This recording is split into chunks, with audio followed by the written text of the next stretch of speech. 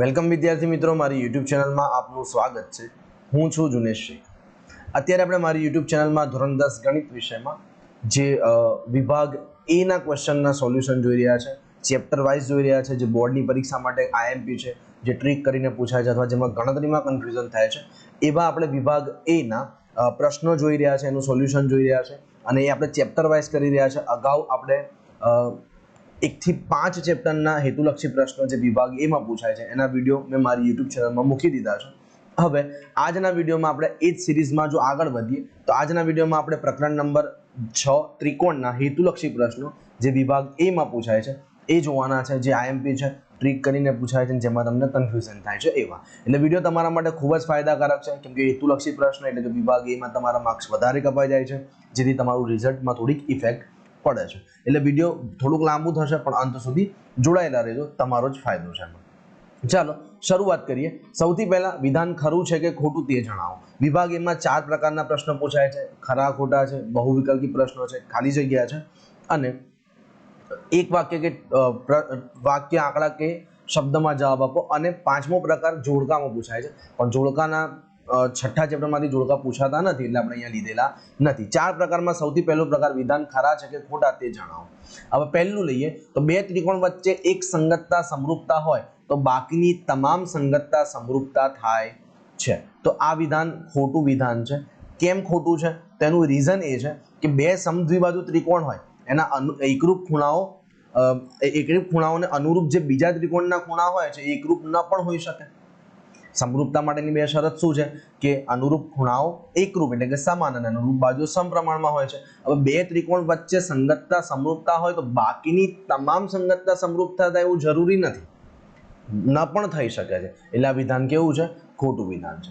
ત્યારબાદ નેક્સ્ટ વાત કરીએ, બે સમદ્વિબાજુ ત્રિકોણ વચ્ચે બે સંગતતાઓ સમરૂપતા થાય છે તો આ વિધાન પણ ખોટું છે।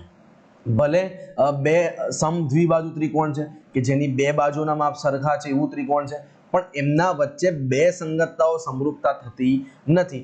એનું પણ કારણ એ જ છે જે અગાઉ મેં પહેલા ખરા ખોટામાં જણાવ્યું કે બે સમદ્વિબાજુ ત્રિકોણ હોય એના એકરૂપ ખૂણાઓ એને અનુરૂપ ત્રિકોણના જે બીજા ખૂણાઓ છે એના સાથે એકરૂપ ન પણ હોઈ શકે। ઓકે, આ સમજી લેવું। આમાં જો તમને હું મેથડ સમજાવવા બેસીશ તો તમે વધારે કન્ફ્યુઝ થશો। આટલું યાદ રાખી લેવું કે બે ત્રિકોણ વચ્ચે એક સંગતતા સમરૂપતા હોય તો બાકીની તમામ સંગતતા સમરૂપતા ન હોઈ શકે અને બે સમદ્વિબાજુ ત્રિકોણ વચ્ચે બે સંગતતા સમરૂપતા થાય વિધાન ખોટું છે। ત્યારબાદ બે સમરૂપ આકૃતિઓના આકાર સરખા હોય છે તો આ વિધાન ખરું વિધાન છે, સાચું વિધાન છે। સમરૂપ આકૃતિની વ્યાખ્યા શું છે કે એમના આકાર સરખા હોય પણ કદ જુદા જુદા હોય। સમરૂપ આકૃતિની વ્યાખ્યા શું? આકાર સરખા પણ કદ જુદા। અહીંયા આકાર સરખા છે એવું કીધેલું છે એટલે વિધાન સાચું થશે। નેક્સ્ટ, ચોરસ અને લંબચોરસ સમરૂપ આકૃતિઓ છે તો આ વિધાન ખોટું છે। કેમ ખોટું છે? તો આમાં ચોરસની ચારે બાજુના માપ સરખા હોય છે, જ્યારે લંબચોરસની સામસામેની બાજુના માપ સરખા હોય છે। એના આકારમાં જ ડિફરન્સ જોવા મળે છે, બંનેના આકાર સરખા નથી। સમરૂપ આકૃતિ માટે આકાર સરખો હોવો જરૂરી છે। નેક્સ્ટ લઈએ, ચોરસ અને સમબાજુ ચતુષ્કોણ સમરૂપ છે તો ખોટું વિધાન છે આ। હવે તમે અહીંયા એવું વિચારતા હશો કે ચોરસની ચારે બાજુ પણ સરખી હોય છે અને સમબાજુ ચતુષ્કોણની પણ ચારે બાજુ સરખી હોય છે, પણ બંનેનો આકાર એટલા શક્ય નથી કે ચોરસના ચારે ખૂણા 90 અંશ હોય છે, જ્યારે સમબાજુ ચતુષ્કોણના ચારે ખૂણા 90 અંશ હોય એ જરૂરી નથી, ન પણ હોય, અને જો હોય તો એ ચોરસ થઈ ગયું। એટલે સમબાજુ ચતુષ્કોણના ચારે ખૂણા સમરૂપ હોતા ચારે ખૂણા કાટખૂણા હોતા નથી, જ્યારે ચોરસના ચારે ખૂણા કાટખૂણા હોય છે। હવે સમરૂપતાની શરત શું છે કે ખૂણાઓ એકરૂપ એટલે કે સમાન હોવા જોઈએ। અહીંયા ખૂણાઓ એક સરખા થતા નથી એટલે આ ચતુષ્કોણ સમરૂપ ન હોઈ શકે એટલે વિધાન ખોટું છે। નેક્સ્ટ, કોઈ પણ બે ચોરસ સમરૂપ હોય છે તો આ વિધાનમાં તો કોઈ ડાઉટ રહેતો જ નથી। આ વિધાન ખરું છે કે બે ચોરસ હોય સમરૂપ જ હોય કેમ કે એમનો આકાર સરખો હોય છે, હે ને? તો આકાર સરખો હોય અને ખૂણા સરખા હશે તો એ શું થઈ ગયું?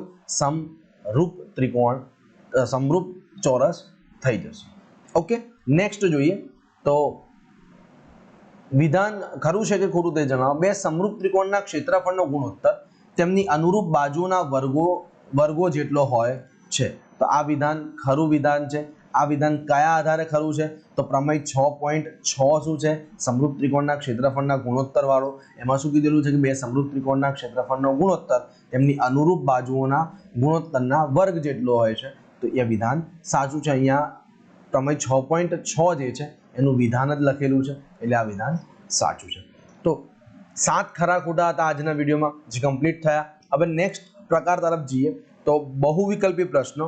તો બહુવિકલ્પી પ્રશ્નોની વાત કરીએ તો પહેલું છે ત્રિકોણ ABC માં E એ AB નું મધ્યબિંદુ છે અને D એ BC નું મધ્યબિંદુ છે.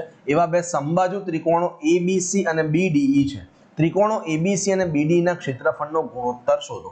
જો આ મોસ્ટ IMP છે, મેં તમને ગણિતના IMP આપ્યા, એમાં પણ પ્રકરણ નંબર 6 માં આ ક્વેશ્ચન મેન્શન કરેલો હતો.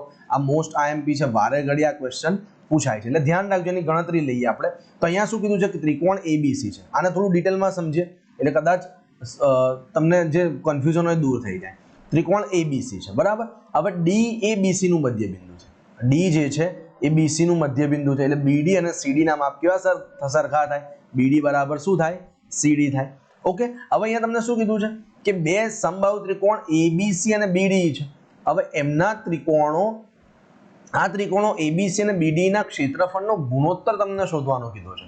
તો અહીંયા શું થશે કે બે સમબાજુ ત્રિકોણ આપેલા છે, ત્રિકોણ ABC અને ત્રિકોણ BDE. કેવા ત્રિકોણ આપેલા છે? સમબાજુ ત્રિકોણ આપેલા છે. અને સમબાજુ ત્રિકોણ હોવાથી આ બંને કેવા ત્રિકોણ થઈ જશે?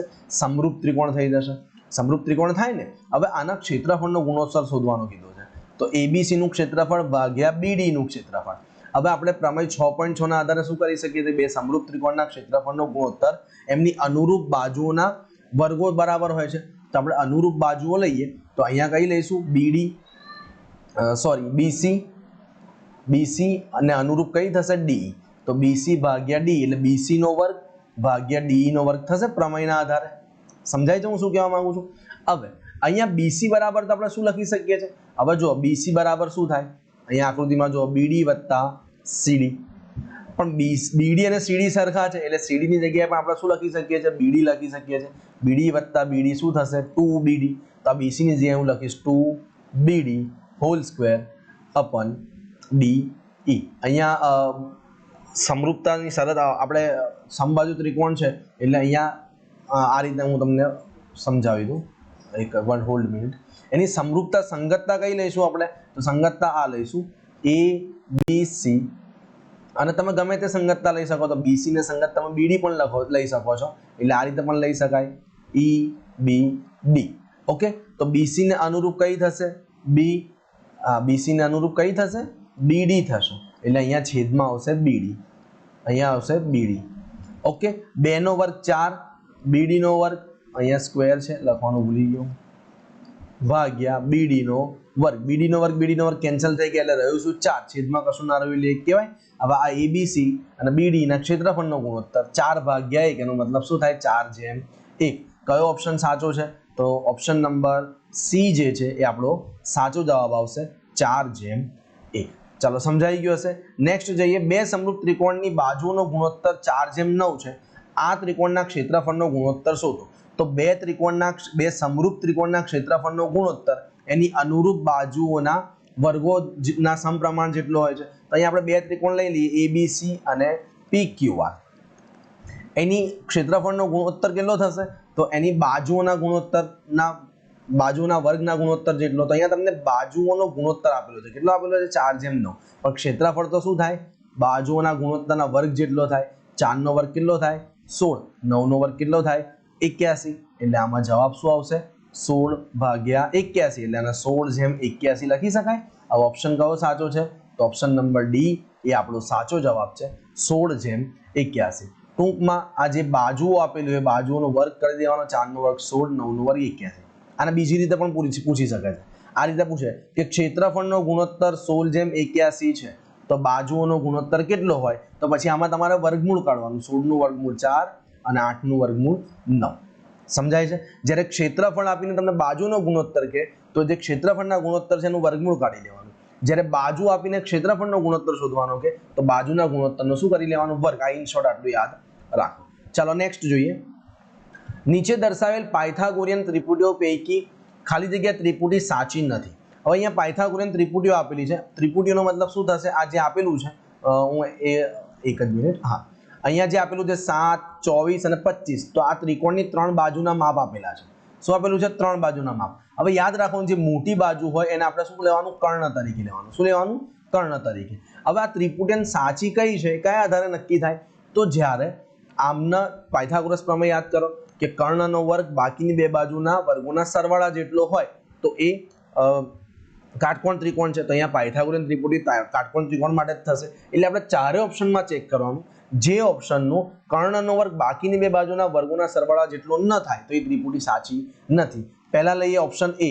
તો અહીંયા 7 છે, અહીંયા 25 મોટા છે, એને કર્ણ તરીકે લઈશું. તો 25 નો વર્ગ બરાબર આ 7 અને 24 ને બાકીની બે બાજુ લઈએ તો 7 નો વર્ગ વત્તા 24 નો વર્ગ, 25 નો વર્ગ 625, 7 નો વર્ગ 49, 5 નો વર્ગ 576, તો 625 બરાબર 49 વત્તા 576 625 થશે. એટલે આ સરખું થાય છે. એટલે ઓપ્શન એ જવાબ ન હોઈ શકે. કેમ જવાબ ન હોઈ શકે? તો સંખ્યામાં શું કીધું છે? સાચી નથી. કઈ ત્રિપુટી સાચી નથી એવું પૂછ્યું. તો જે ત્રિપુટી સરખી ન થાય, કર્ણનો વર્ગ બાકીની બાજુના વર્ગોના સરવાળા જેટલો, એ ત્રિપુટી સાચી નથી. ઓપ્શન એ સરખું થઈ ગયું એટલે ઓપ્શન એ જવાબ નહીં આવે. ઓપ્શન બી જોઈએ તો 29 મોટા છે તેને કર્ણ તરીકે લઈએ. 29 નો વર્ગ બરાબર 20 નો વર્ગ વત્તા 25 નો વર્ગ. 29 નો વર્ગ થશે 841, 20 નો વર્ગ થશે 400. હા, અહીંયા ઓપ્શનમાં એક ભૂલ છે, સુધારી લેજો એને. અહીંયા મેં જ્યાંથી મેં લીધું છે ત્યાં જ ભૂલ હતી. અહીંયા 25 નથી, અહીંયા 24 છે. અહીંયા 24 તરીકે લેવાનું છે તમારે, 25 તરીકે લેવાનું નથી. એટલે અહીંયા આવશે 24. 24 નો વર્ગ કેટલો થશે?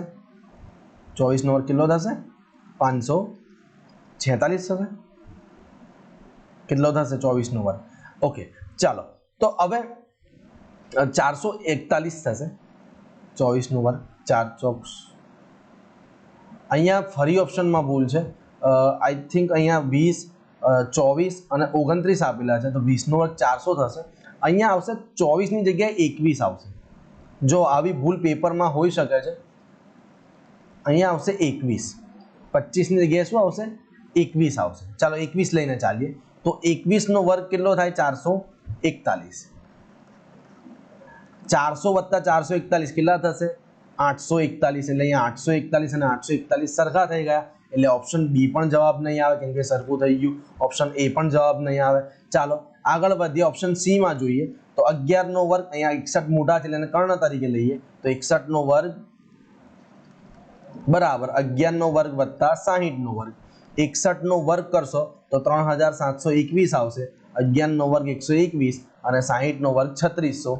37, 21 અને આ બંનેનો સરવાળો 1, 2, 7, 37, 21 એટલે આ પણ સરખા થઈ ગયા છે. હવે આ એ બી સી સરખા થઈ ગયા તો આ બંનેમાંથી એક પણ ઓપ્શન ના આવે તો ઓપ્શન કયો આવશે? પછી ચેક કરવાની જરૂર જ નથી પડતી. એટલે ઓપ્શન ડી છે. એ શું થશે? એમાં તમે જો કર્ણનો વર્ગ, કર્ણ એટલે 37 નો વર્ગ થશે 1369 અને આ બે બાકીની બે બાજુઓનો વર્ગોનો સરવાળો કરશો તો એ થશે 1394. આ બંને સરખા નથી એટલે આપણો ઓપ્શન નંબર ડી એ સાચો જવાબ થશે. સમજાય છે હું શું કહેવા માંગુ છું? ચાલો નેક્સ્ટ આગળ વધીએ. તો ત્રિકોણ PQR માં PR નો વર્ગ બરાબર PQ નો વર્ગ વત્તા QR નો વર્ગ છે. તો નીચેના પૈકી ખાલી જગ્યા થાય તો Q બરાબર 90 થાય, P બરાબર 90 થાય, ખૂણો Q એ 90 કરતા મોટો થાય કે ખૂણો Q લેસ ધેન 90 થાય. જો આવું આપેલું એટલે પહેલા ચેક કરવાનું કાટખૂણા માટે. તો આ રીતે આપેલું PR નો વર્ગ બરાબર PQ નો વર્ગ વત્તા QR નો વર્ગ. તેમાં કાટખૂણો કયો હોઈ શકે? તો જ્યાં PQ નો વર્ગ વત્તા QR ના વર્ગમાં કોમન શું છે? PQR માં કોમન બંનેમાં શું આવે છે? તો બંનેમાં Q આવે છે. બંનેમાં Q આવે છે ને, તેનો મતલબ શું થશે કે ખૂણો Q જે છે એ 90 અંશનો હશે. એટલે ઓપ્શન કયો છે? તો ઓપ્શન નંબર એ આપણો સાચો જવાબ થશે. નેક્સ્ટ જોઈએ. જો ત્રિકોણની ત્રણેય બાજુના માપ નીચેનામાંથી ખાલી જગ્યા હોય તો તે કાટકોણ ત્રિકોણ બને છે. હવે આમાં શું છે? પેલું અગાઉના જેવું જ છે, પાયથાગોરન ત્રિપુટી જેવું જ છે. પણ આમાં શું કરવાનું છે કે અહીંયા તમને એવું કીધેલું છે કે આ જે નીચે ઓપ્શનમાં આપેલા છે એ ત્રિકોણની ત્રણ બાજુના માપ છે. તો એમાંથી કયું બાજુના માપ વાળું, કયો ઓપ્શન વાળું કાટકોણ ત્રિકોણ બનાવે? તો કાટકોણ ત્રિકોણ ક્યારે બનશે? કે જ્યારે બે બાજુનો વર્ગ એ ત્રીજી બાજુના વર્ગોના સરવાળા જેટલો થાય ત્યારે કાટકોણ ત્રિકોણ બનશે.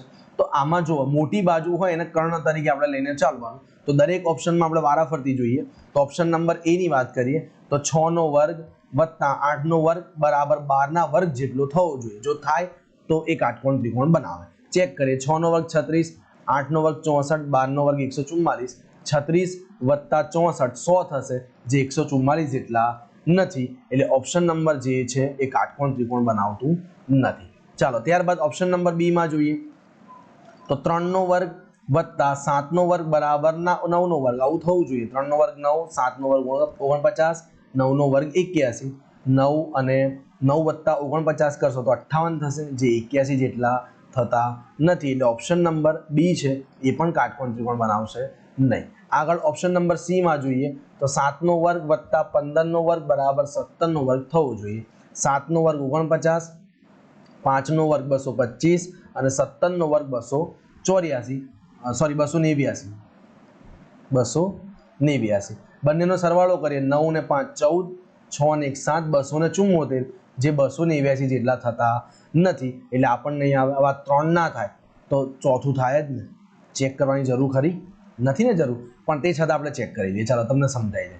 તો 7 ઓપ્શન નંબર ડી 7 નો વર્ગ બરાબર 24 નો વર્ગ વત્તા 25 નો વર્ગ.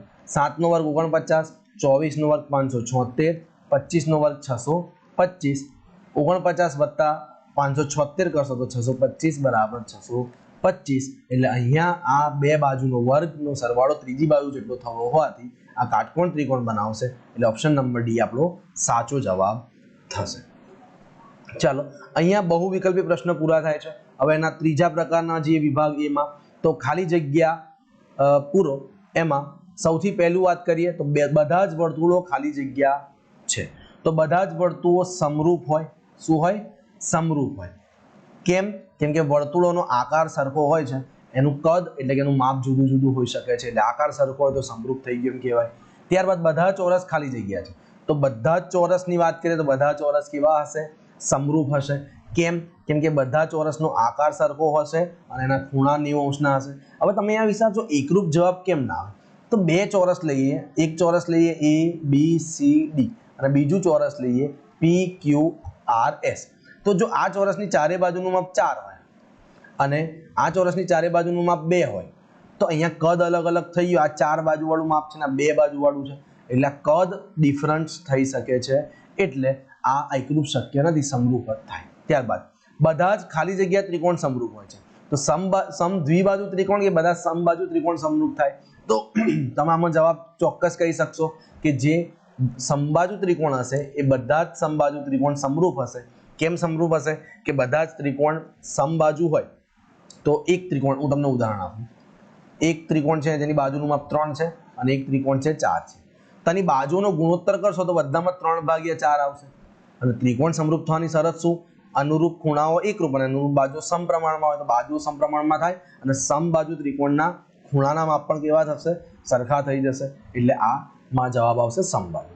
ત્યારબાદ બે બહુકોણના અનુરૂપ ખૂણાઓ ખાલી જગ્યા હોય અને તેમની અનુરૂપ બાજુ ખાલી જગ્યા હોય તો સમાન સંખ્યાની બાજુવાળા બે બહુકોણો સમરૂપ થાય. તો અનુરૂપ ખૂણાઓ સમાન હોવા જોઈએ અને અનુરૂપ બાજુઓ સમપ્રમાણમાં હોવા જોઈએ. ટૂંકમાં ઇન શોર્ટ આ જે ખાલી જગ્યા છે એ સમરૂપતાની શરત છે, સમરૂપ ત્રિકોણની શરત છે એમ કહી શકાય.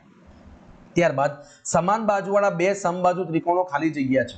તો સમાન બાજુવાળા બાજુના માપ પણ સરખા છે અને એ સમબાજુ પણ છે. તેનો જવાબ શું આવશે? કે સમાન બાજુ હોય અને એ સમબાજુ ત્રિકોણ પણ હોય તો એનો જવાબ આવશે એકરૂપ. જવાબ શું આવશે? એકરૂપ. હું તમને સમજાવું કઈ રીતે. તો જો બે ત્રિકોણ લઈએ A B C અને P Q R. અહીંયા શું છે? સમાન બાજુ એટલે બંને ત્રિકોણની બાજુના માપ પણ કેવા છે? સરખા છે. તો થઈ ગયું. બાજુના માપ સરખા એટલે બાજુ એકરૂપ થઈ ગઈ, સરખી થઈ ગઈ અને ખૂણાઓ પણ સરખા હશે. તો એકરૂપતાની શરત પણ એ જ છે. અનુરૂપ ખૂણાઓ સરખા અને અનુરૂપ બાજુ પણ સરખી હોવી જોઈએ. હે ને? તો આમાં જવાબ શું આવશે? એકરૂપ. નેક્સ્ટ આગળ વધીએ. તો આગળ ખાલી જગ્યા જોઈએ તો બે ચોરસ ખાલી જગ્યા છે. તો બે ચોરસ સમરૂપ હોઈ શકે છે. કેમ સમરૂપ હોય? કેમ કે એમનો આકાર સરખો હોય છે. પણ બે ચોરસની બાજુના માપ જો અલગ અલગ હોય તેમનું કદ સરખું ના થાય એટલે એકરૂપ શક્ય નથી, સમરૂપ છે. હા, પણ અહીંયા એવો પ્રશ્ન પૂછે બે સમાન બાજુવાળા ચોરસો ખાલી જગ્યા છે. સમાન બાજુવાળા ચોરસો કેવા થશે? એકરૂપ થશે. આ યાદ રાખો. નેક્સ્ટ બે બહુકોણના અનુરૂપ ખૂણાઓ ખાલી જગ્યા હોય તો અનુરૂપ ખૂણાઓ સમાન હોય. આ યાદ રાખવાનું. ઓકે. બે બહુકોણની અનુરૂપ બાજુ સામા હોય તો સમપ્રમાણમાં હોય. આ અગાઉની ખાલી જગ્યા જેવું જ છે પણ અહીં ખાલી જગ્યાને અલગ અલગ કરી દીધેલી છે. એટલે બધા જ ચોરસ ખાલી જગ્યા છે. આ ફરી રિપીટ થયું. चलो फरी रिपीट थयुं तो जोई लीए तो बधा ज चौरस केवा छे समरूप छे ओके चलो आ खाली जग्याओ हती आगळ नेक्स्ट जोईए तो आ महत्वनी छे खाली जग्याओ जेमां तमने कन्फ्यूजन थाय छे त्रिकोण एबीसी में बीसी ने समांतर होवी तेवी रेखा डीई एबी અને एसी ने अनुक्रमे डी અને ई बिंदु में छेदे छे એટલે અહીંયા એક ત્રિકોણ આપેલું છે હું અહીંયા દોરીને તમને સમજાવું એ પેન બદલવી પડશે ચાલો હું અહીંયા ત્રિકોણ દોરીને તમને બતાડું કે ત્રિકોણ ए बी सी હવે બીસી ને સમાંતર બાજુ કઈ છે એક બાજુ લઈએ પણ એ ડી છે એ એબી ને કયા બિંદુમાં છેદે એબી ને ડી બિંદુમાં અને એસી ને ઈ બિંદુમાં છેદે છે ઓકે હવે અહીંયા તમને માપ આપેલા છે એડી નું માપ કેટલું આપેલું છે એડી બરાબર 3.6 આપેલા છે ડીબી બરાબર 2.4 આપેલા છે અને ઈસી બરાબર 1.8 એટલે આનું માપ 1.8 આનું માપ 2.4 અને આનું માપ 3.6 હવે તમને શું શોધવાનું કીધું છે એબી એટલે આખી બાજુનું માપ એઈ એટલે આનું માપ અને એસી એટલે આખું બાજુનું માપ હવે જો AB बराबर शू लखाय तो AB बराबर आ बंनेनो सरवाळो એટલે કે AD वत्ता DB ED નું માપ કેટલું છે 3.6 વત્તા DB નું માપ કેટલું છે 2.4 3.6 વત્તા 2.4 કરશો તો કેટલો જવાબ આવશે 6 તો પહેલી ખાલી જગ્યાનું માપ મળી ગયું AB બરાબર 6 હવે આપણે બીજું શું શોધવાનું છે AE શોધવાનું છે તો જો સમરૂપ સમપ્રમાણતાના મૂળભૂત પ્રમેય પ્રમાણે જી તો આ AD અને DB નો ગુણોત્તર અને AE અને AC નો ગુણોત્તર સરખો થાય એટલે કે AD ભાગ્યા DB બરાબર AE ભાગ્યા EC થશે AD નું માપ કેટલું છે AD નું માપ 3.6 DB નું માપ 2.4 બરાબર AE નું માપ આપણે શોધવાનું છે અને EC નું માપ 1.8 AE ને કરતા બનાવીએ તો આ 1.6 બરાબરની બીજી તરફ થાય તો ભાગાકારમાંથી 3.6 જોડે ગુણાકારમાં જાય ભાગ્યા 2.4 હવે એનું સાદુરૂપ આપવું પડશે આપણે તો કઈ રીતે આપશો 6 ચોક 24 થાય હે ને તો અહીંયા 4 આવશે અને અહીંયા 6 તરી 18 એટલે 3 આવશે હવે પોઈન્ટ ક્યાં ગયો તો 0.6 ગુણ્યા 4 2.4 થાય અને 0.6 ગુણ્યા 3 તો 18 થાય એટલે 0.6 કેન્સલ થઈ ગયા એટલે રહ્યું શું તો અહીંયા રહ્યું 36 અહીંયા ફરીથી લખું 3.6 ગુણ્યા 3 ભાગ્યા 4 આવું રહેલું છે ઓકે હવે 9 ચોક 36 પણ અહીંયા પોઈન્ટ છે એટલે 9 પોઈન્ટમાં આવશે 0.9 આવશે હવે 0.9 ગુણ્યા 3 કરીએ તો 2.7 થાય આમ AE નું માપ આપણને કેટલું મળશે 2.7 મળશે હવે AC નું માપ શોધવાનું કીધું છે AC એટલે આખી બાજુનું માપ તો બંને જે ભાગ છે એનો સરવાળો કરીએ તો AC નું માપ મળે એટલે AC બરાબર AE વત્તા EC AE નું માપ કેટલું છે 2.7 વત્તા EC નું માપ કેટલું છે 1.8 બંનેનો સરવાળો કરીએ તો થશે 4.5 આમ આપણને જે ત્રણ ખાલી જગ્યાઓમાં ત્રણ બાજુના માપ પૂછ્યા હતા એમાં EB નું માપ મળશે 6 ત્યારબાદ AE નું માપ મળશે 2.7 અને AC નું માપ મળશે 4.5 હવે નેક્સ્ટ ખાલી જગ્યા પણ એવી જ છે હવે અહીંયા મેં જગ્યા ઓછી છોડી એટલે કદાચ જગ્યા ખૂટશે તો આપણે ઉપરનામાં સમજી લઈશું એને ચાલો હવે અહીંયા AB ત્રિકોણ ABC ની વાત કરેલી છે એટલે હું ત્રિકોણ ABC દોરી લઉં એમાં BC ને સમાંતર હોય તેવી રેખા AB અને AC ને D અને E બિંદુમાં છેદે છે એટલે ઉપર જેવી જ આકૃતિ છે હવે એમાં તમને AB નું માપ આપેલું છે AB બરાબર 6.2 AC બરાબર 4.2 તો તમને શોધ અને EC બરાબર 3.15 તો તમને શોધવાનું શું કીધું છે AD એટલે કે આનું માપ શોધવાનું કીધું છે અને તમને EC નું માપ આપેલું છે આનું માપ આપેલું છે અને આખી બાજુના માપ આપેલા છે ત્યારબાદ DB શોધવાનો છે અને AE પણ આપણે શોધવાનું છે કઈ રીતે શોધીશું તો જો અહીંયા તમને AB નું માપ આપેલું છે તો AB બરાબર શું થાય ચાલો અહીંયા AD પણ શોધવાનું છે એટલે હમણાં નહીં શોધાય એને AC પરથી શોધીએ તો AC બરાબર શું થાય AE વત્તા EC AC નું માપ છે કેટલું છે 6.2 AE નું માપ આપણે શોધવાનું છે અને EC નું માપ છે 3.15 તો AE નું માપ શોધવું હોય એને કરતા બનાવીએ તો 3.15 બરાબરની બીજી તરફ જાય તો 6.2 ઓછા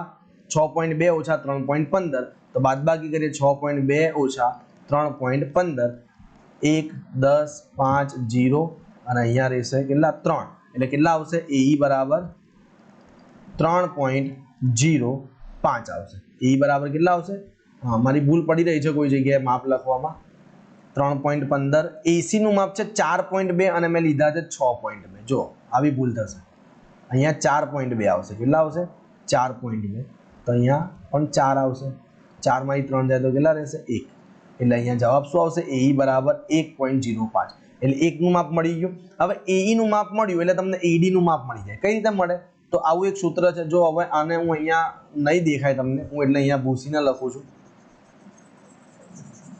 આમાં ટાઈમ બહુ બગડે છે. ચાલો ફટાફટ. હવે શું કરીશું આપણે કે એબી અને એસી ના માપ ઉપરથી આપણે અને એસી ના એઈ એસી અને એબી ના માપ પરથી આપણે એડી નું માપ શોધશું. કઈ રીતે? તો એડી ભાગ્યા એબી બરાબર એઈ ભાગ્યા એસી થશે. આપણે સૂત્ર જાણીએ છીએ. ઓકે, એડી નું માપ કેટલું છે તો એ આપણે શોધવાનું છે. ત્યારબાદ એબી નું માપ કેટલું છે? 6.2. એઈ નું માપ કેટલું છે? 1.05 અને એસી નું માપ કેટલું છે? 4.2. તો એડી નું માપ શોધવું હોય તો 6.2 બરાબરની બીજી તરફ જાય તો 1.05 ગુણ્યા 6.2 ભાગ્યા 4.2.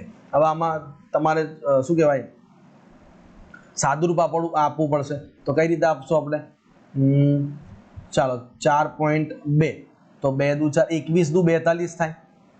એટલે 21 ગુણ્યા 0.2 બરાબર. અને 62 ભાગ્યા 31 દુ 62 થાય. એટલે 31 ગુણ્યા 0.2 કરે 6.2 થાય. 0.2 કેન્સલ થઈ ગયા. એટલે રહ્યું શું? એડી બરાબર 1.05 ગુણ્યા 31 ભાગ્યા 21. હવે આ દાખલો બહુ લાંબો થઈ ગયો છે.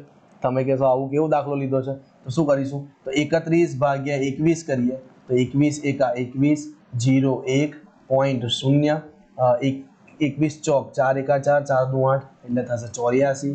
બાદબાકી કરશો તો 16 મળશે. ફરી 0 21 ગુણ્યા 7 7 એકા 7 7 દુ 14 21 ગુણ્યા 8 8 એકા 8 8 દુ 16 એટલે 7 થી ભાગ ચાલશે.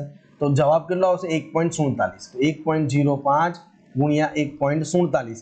હવે આનો તમારે ગુણાકાર પણ કરવો પડે, મારે જ કરવો પડશે.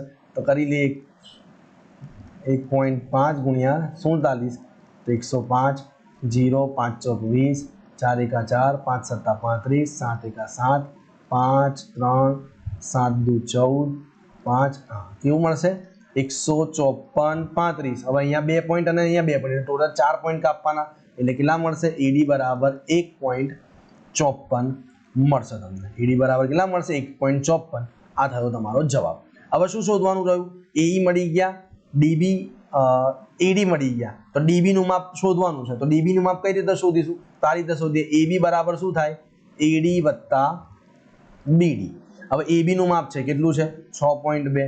એડી નું માપ આપણે હમણાં જ શોધ્યું 1.54 વત્તા બીડી. તો બીડી બરાબર શું થાય? 1.54 બરાબરની બીજી તરફ જાય 6.2 ઓછા 1.54. તો 6.2 ઓછા 1.54 1 10 6 5 10 5 ને 6 અને 4.66 કેટલા થશે? 4.66. તો બીડી બરાબર થશે 4.66. હવે આપણને જે ખાલી જગ્યાઓ પૂછી હતી એમાં જવાબો મૂકીએ તો એડી નું માપ કેટલું મળ્યું આપણને? 1.54. ડીબી નું માપ કેટલું મળે છે? ડીબી અથવા બીડી જે કોઈ ચાલે 4.66 અને એઈ નું માપ મળે છે 1.05. આ બંને દાખલાએ આપણો બહુ ટાઈમ સ્પેન્ડ કરી દીધો એટલે આમાં તમે ટાઈમ બહુ જતો રહ્યો છે. ચાલો હું અહીંયા વિડીયોના કારણે તમને જવાબ નહીં દેખાતો હોય, વિડીયો થોડું આગળ પાડી કરીને જવાબ જોઈ લો. ચાલો ઓકે, નેક્સ્ટ આગળ વધીએ આમાં. તો નેક્સ્ટ ખાલી જગ્યા જોઈએ તો ત્રિકોણ એબીસીમાં PQ સમાંતર BC બને તેવું બિંદુ P એ AB પર અને બિંદુ Q એ AC પર આવેલ છે. તો 4 AP બરાબર AB અને AQ બરાબર 4. તો ખાલી જગ્યા. તો જો આમાં પણ અગાઉ જેવું જ છે પણ થોડુંક અલગ છે. હું આકૃતિ દોરી લઉં એટલે તમને સમજાઈ જાય. આ છે ત્રિકોણ ABC. PQ એ BC ને સમાંતર છે અને P એ AB ને છેદે છે અને Q એ AC ને છેદે છે. હવે અહીંયા શું આપેલું છે? 4 AP બરાબર AB. તો આ AB બરાબરની આ તરફ આવે તો ગુણાકારમાંથી ભાગાકારમાં જાય અને આ 4 બરાબરની બીજી તરફ જાય તો ગુણાકારમાંથી ભાગાકારમાં જાય. એટલે AP ભાગ્યા AB બરાબર કેટલા મળે? 1/4. હવે સૂત્ર શું છે આપણું? યાદ કરો. તો AD ભાગ્યા AB बराबर AQ भाग्या AC थाय AD भाग्या AB बराबर AQ भाग्या AC AD भाग्या सॉरी AD नहीं आ P है હું D કેમ બોલું છું हाँ AP भाग्या AB बराबर કેટલા છે 1/4 AQ નું માપ તમને સંખ્યામાં 4 આપેલું છે ભાગ્યા AC AC બરાબરની બીજી તરફ જાય તો AC ગુણ્યા 1 AC અને 4 ગુણ્યા 4 16 આમ આ જે AC બરાબર શોધવાના કીધા હતા AC બરાબર આપણને કેટલા મળશે 16 મળશે ચાલો નેક્સ્ટ જોઈએ તો નેક્સ્ટ ખાલી જગ્યામાં છે ત્રિકોણ ABC અને PQR ની સંગતતા ABC સંગત છે RP માં ખૂણા B ને અનુરૂપ ખૂણો કયો થાય તો જો ખૂણા A ને અનુરૂપ ખૂણો R બંનેના પહેલા અને ખૂણા B ને અનુરૂપ કયો થાય ખૂણો P क्रम प्रमाणे ज आवशे એટલે અહીંયા ખૂણા B ને અનુરૂપ ખૂણો કયો થશે તો ખૂણો P એ આપણો સાચો જવાબ થશે સમજાઈ ગયું ચાલો નેક્સ્ટ ત્રિકોણ PQR અને XYZ માટે સંગતતા PQR સંગત છે YZX સમરૂપતા છે જો ખૂણો P બરાબર 2Q અને ખૂણો Q બરાબર 120 અંશ હોય તો ખૂણો Y શોધો અહીંયા હું તમને આકૃતિ દોરીને સમજાવું તો વધારે સમજમાં આવશે પહેલું ત્રિકોણ લઈએ ત્રિકોણ PQR અને બીજું ત્રિકોણ લઈએ XYZ પણ સંગતતા કઈ છે તો જો સંગતતા આ રહી YZX એટલે P ને સંગત Y Q ને સંગત Z અને R ને સંગત X હવે અહીંયા ખૂણા P નું માપ આપેલું છે ખૂણા P નું માપ કેટલું છે 2Q છે એટલે ખૂણા Q કરતા બમણું છે તો જો ત્રિકોણના ત્રણેય ખૂણાના માપનો સરવાળો કેટલો થાય 180 અંશ થાય એટલે त्रिकोण PQR માં P ખૂણો P વત્તા ખૂણો Q વત્તા ખૂણો R બરાબર કેટલા થાય 180 અંશ થાય બરાબર છે હવે ખૂણો R નું માપ પણ નથી આપણી જોડે હા પણ અહીંયા જો ખૂણા X નું માપ આપેલું છે 120 અંશ એટલે ખૂણો R અને ખૂણો X સરખા થાય એટલે R નું માપ પણ કેટલું થાય 120 અંશ હવે જો P બરાબર શું છે તો ખૂણો 2Q 2 ગુણ્યા ખૂણો Q વત્તા ખૂણો Q અને R નું કિંમત 120 અંશ બરાબર 180 અંશ 120 બરાબરની બીજી થાય એ પહેલા 2Q વત્તા Q 3Q 120 બરાબરની બીજી તરફ જાય પ્લસ ના શું થઈ જશે માઈનસ તો ખૂણો સોરી 3 ખૂણો Q બરાબર 180 માંથી 20 જાય તો 60 અંશ માટે ખૂણો Q બરાબર આ 3 છે બરાબરની બીજી તરફ જાય તો ગુણાકારમાંથી ભાગાકારમાં જાય તો ખૂણો Q બરાબર 20 તરી 60 એટલે 20 અંશ પણ આપણને કયો ખૂણો શોધવાનો કીધો છે ખૂણો Y શોધવાનો કીધું છે તો ખૂણા Y ને સંગત ખૂણો કયો છે ખૂણો P અહીંયા આવું છે ને ખૂણો P બરાબર ખૂણો Y બરાબર હવે ખૂણો P બરાબર શોધવું હોય તો 2 ગુણ્યા Q આપેલું જ છે તમને ને Q નું માપ કેટલું છે 20 અંશ તો 20 ગુણ્યા 2 40 અંશ થશે તો જો P 40 અંશ થાય તો Y પણ કેવો થશે 40 અંશ થશે એટલે અહીંયા સાચો જવાબ આવશે 40 અંશ નેક્સ્ટ ત્રિકોણ PQR અને DEF માં ખૂણો P બરાબર ખૂણો D બરાબર 55 અંશ ખૂણો Q બરાબર 37 અંશ અને ખૂણો E બરાબર 88 અંશ છે તો ત્રિકોણ PQR ને સંગત કયો ત્રિકોણ થશે એ તમારે લખવાનું છે જો આકૃતિ દોરીએ તો વધારે ખ્યાલ આવે આ ચેપ્ટરમાં આકૃતિ દોરી લેવાની ફટાકથી એટલે યાદ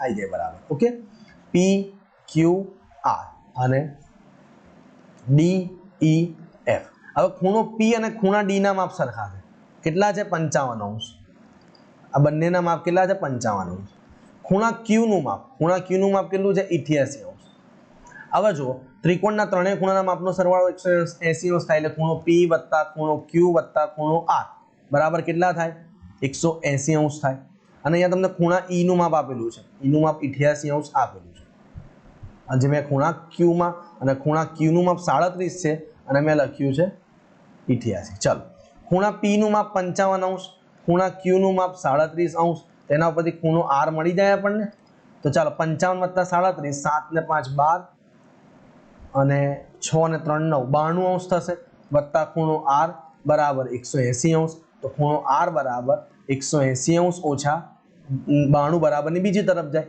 તો પ્લસ ના માઈનસ તો ખૂણો R બરાબર શું થશે 180 માંથી 92 બાદ કરીએ તો કેટલા રહેશે 88 રહેશે 88 અંશ હવે ખૂણો R કેટલો મળ્યો આપણને 88 અંશ મળ્યો હવે અહીંયા જરા જુઓ ખૂણો P અને ખૂણો D સરખા છે તો આ રીતે લખાય PQR હું પહેલા લખી દઉં એને સંગત લખવાનું છે તો ખૂણા P ને જેટલો ખૂણો કયો છે ખૂણો D એટલે D પહેલા આવશે ત્યારબાદ ખૂણો E 88 છે અને ખૂણો R પણ 88 છે હે ને તો ખૂણા R ને સંગત કયું આવશે ખૂણો E આવશે R છેલ્લું છે એટલે E પણ છેલ્લું આવશે તો વચ્ચે રહ્યું શું F એટલે આપણે કયું ત્રિકોણની સમરૂપતા થશે ત્રિકોણ DFE આ સમરૂપતા સંગતતા થશે। આ રીતે તમને ગોઠવતા આવડવું જોઈએ। નેક્સ્ટ, ત્રિકોણ એબીસી માં ખૂણો એમ અને ખૂણો એ સરખા છે, ખૂણો ઓ અને ખૂણો બી સરખા છે, તો એમ એન ને સમરૂપ કઈ થાય? તો જો આમાં બહુ સિમ્પલ છે, એમ જેટલો કેટલો છે એ, તો એમ ની સાથે લખવું પડે એ, એટલે આ રીતે લખાશે। ઓ જેટલો કેટલો છે બી, ઓ છેલ્લું છે એટલે બી પણ છેલ્લું આવશે, વચ્ચે રહ્યું શું? સી જ રહ્યો ને, તો ત્રિકોણ એ સી બી સંગતતા સમરૂપતા થશે। આમાં મારે અહીંયા બહુ સમજાવવાની જરૂર નથી, આ રીતેનો જવાબ મળી જાય। ચાલો, એ જ રીતે અહીંયા AB ભાગ્યા EF બરાબર BC ભાગ્યા DF બરાબર AC ભાગ્યા DE, તો AB ભાગ્યા EF, તો અહીંયા પહેલા AB છે તેને ભાગ્યા કયું છે? EF, તો પહેલા લખો EF। ત્યારબાદ BC છે, BC ભાગ્યા DF છે એટલે BC ભાગ્યા DF લખાવવું જોઈએ, તો અહીંયા F છે તો રહ્યું શું? D, તો D છેલ્લે જશે, તો આ થઈ ગઈ તમારી સંગતતા સમરૂપતા થઈ ગઈ। EFD એ સંગતતા સમરૂપતા થશે। ત્યારબાદ બધા જ ત્રિકોણ સમરૂપ હોય છે, કયા? આ પણ ફરી આવ્યું, બધા જ સમબાજુ ત્રિકોણ કેવા હોય છે? સમરૂપ હોય છે। હવે આ હતી ખાલી જગ્યાઓ, ખાલી જગ્યા કમ્પ્લીટ થઈ। હવે નેક્સ્ટ જોઈએ, એક વાક્ય, શબ્દ કે આંકડામાં જવાબ આપો। આકૃતિઓ સમરૂપ થવા માટેની બે શરતો જણાવો। તો આ તો આપણા આખા વિડીયોમાં ઘણી વખત હું બોલ્યો છું, લખી દઈએ। પહેલી શરત જે છે, અનુરૂપ ખૂણાઓ એકરૂપ, જેને એકરૂપને સમાન પણ કહી શકીએ છીએ। અને બીજી શરત છે, અનુરૂપ બાજુઓ સમપ્રમાણમાં। જો આ બંને શરત કમ્પ્લીટ થાય તો ત્રિકોણ સમરૂપ છે એવું આપણે કહી શકીએ છીએ। ચાલો નેક્સ્ટ, આમાં જોઈએ તો નીચેની આકૃતિમાં સમરૂપતાની શરત જણાવો। તો સમરૂપતાની શરત જો, પહેલા તો ત્રિકોણના ત્રણેય ખૂણાના માપ શોધવા પડે। તો જો આ બંનેનો 80 અને 70 છે, તો આ કેટલો હોય? તો ખૂણો બી બરાબર કેટલો થાય? બધા ખૂણાના માપનો સરવાળો કેટલો થાય? 180 અને 80 + 70 કેટલા થાય? 7 × 14 = 15, તો 180 માંથી 150 બાદ કરો તો ખૂણો બી 30° મળે। આ થઈ ગયું 30°। હવે આ બંને છે 80 ને 30, તો કેટલા થાય? 110, તો આ કયો હશે? 70° હશે। તો સંગતતા કઈ સમરૂપતા થાય? તો જો આ રીતે લખાય, સી ને અનુરૂપ કયો છે? R, એટલે સી, અને અહીંયા લખીશું R। એ ને એના જેટલો કોણ છે? M, અહીંયા લખીશું A, અહીંયા લખીશું M। ત્યારબાદ બી જેટલો કયો છે? N, તો અહીંયા લખીશું B, અહીંયા N। આ થઈ ગઈ સમરૂપતા। આ રીતે લખો તો પણ ચાલે। હવે તમારે એવું લખવું છે કે ABC પ્રમાણે જ લખવું છે, તો પહેલેથી ABC લખી દો આ રીતે, ABC સમરૂપ। ખૂણા A ને અનુરૂપ કયો ખૂણો છે? તો M છે, અહીંયા લખો M। ત્યારબાદ ખૂણા B ને અનુરૂપ કયો છે? તો N, અહીંયા લખો N। અને ખૂણા C ને અનુરૂપ કયો છે? R, તો આ થઈ ગઈ સંગતતા સમરૂપતા। ABC, ત્રિકોણ ABC સમરૂપ છે ત્રિકોણ MNR। ઓકે, ચાલો નેક્સ્ટ જોઈએ। આપેલ આકૃતિમાં ત્રિકોણ ODC સમરૂપ છે ત્રિકોણ OBA, તો ખૂણો OAB એટલે આનું માપ, અને ત્રિકોણ OBA એટલે આનું માપ શોધવાનું કીધેલું છે। તો જો પહેલા તો B નું માપ મળી જશે। આ Z બને છે અહીંયા આ રીતે, જો આ Z બને છે, તો આ બે ખૂણા થયા, એ કયા ખૂણા થયા? એક આ ખૂણો, ખૂણો D, અને ખૂણો B કેવા થાય? યુગ્મ કોણ થયા, એટલે ખૂણો CDO અને ખૂણો OBA સરખા થાય। કેમ સરખા થાય? કેમ કે યુગ્મ કોણ જે હોય એ યુગ્મ કોણના માપ કેવા થાય? સરખા થાય, જે આપણે 9મા ધોરણમાં ભણી ગયા છે। કેમ લખ્યું આ? તો યુગ્મ કોણ છે એટલે। તો CDO નું માપ કેટલું છે? 70°। તો OBA નું માપ પણ કેટલું થશે? 70° થાય। આ રીતે લખવાનું, એને CDO બરાબર 70° માટે OBA બરાબર પણ કેટલા થાય? 70°। એટલે પહેલો ખૂણો OBA તમને જે બીજો શોધવાનો કીધો તો આ મળી ગયો। હવે OAB, તો OAB એટલે આ, તો આપણે આ ત્રિકોણ લઈ લઈએ, ત્રિકોણ OAB, તો ત્રણેય ખૂણાના માપનો સરવાળો 180° થાય। એટલે આપણે બે ખૂણાના માપ જોઈએ, જ્યારે આપણી જોડે એક જ ખૂણાનું માપ છે તો આપણને આ ખૂણો મળી શકે છે। કયો છે? BOA।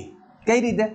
તો આ બે ખૂણા એટલે કે COB અને AOB બંનેનો સરવાળો 180° થાય। કેમ 180° થાય? કેમ કે રેખિક જોડના ખૂણા છે એટલે ખૂણો COB વત્તા ખૂણો AOB બરાબર 180°, કેમ કે રૈખિક જોડના ખૂણા છે, રૈખિક જોડના ખૂણાના માપનો સરવાળો 180° થાય, આપણે જાણીએ છીએ। અહીંયા લખી દેવાનું રૈખિક જોડ। ચાલો હવે જુઓ, COB કેટલો છે? 115°।